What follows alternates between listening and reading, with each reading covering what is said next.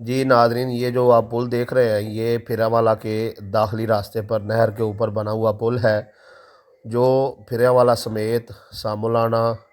ککڑی پور، ممبران والا، کوٹ سلار، جوگی والا اور دیگر دیہاتوں کی طرف جاتا ہے۔ سیاسی و سماجی شخصیت میاں یاسر شکور کا کہنا ہے کہ یہ پل جو ہے خستہ حالی کا شکار ہے، اس کا سریا جو ہے وہ پھول چکا ہے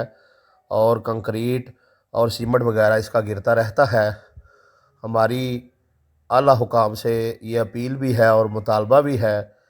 کہ